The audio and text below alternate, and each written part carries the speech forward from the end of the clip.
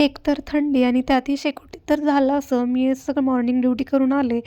आले की freshen up dress वगैरे चेंज केला, डोक्याच्या पिना वगैरे केसाच्या काढल्या की मस्त एकदम भारी वाटतं आणि डोक्याचा ताण गेलेला वाटतो.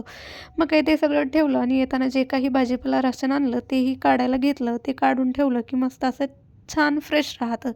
मग काही तांदूळही भरून घेतले आणि तांदळाचा डब्बा आहे त्या ठिकाणी ठेवून दिला, की जेणेकरून लवकर सापडावा. त्यानंतर बॅगमधला डब्बा काढला, की नंतर मला लक्षात राहत नाही. एकदा काढून ठेवला, की तो घासायला मोकळा. मग ते मस्त फ्रेश झाली.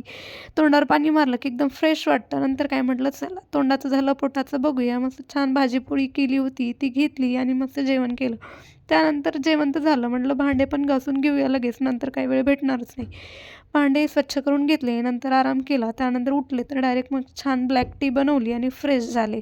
मग निघाले स्टडी पॉईंटसाठी, कारण अभ्यास तर काही थांबणार नव्हता. म्हटलं चला स्टडी पॉईंटला गेले. हे आहे सरकारी स्टडी पॉईंट, जे माझ्या अगदी रूमच्या जवळ आहे. त्याला ₹1 पण फीस नाही. अभ्यास केला, त्यानंतर निघाले वापस. तर वरून ही थंडी आणि ती समोर शेकोटी पेटून जे काही गावाची आठवण करून देत होती. मलाही वाटलं 10-15 मिनिटं जाऊया, पण म्हटलं चला रूमलाच निघूया.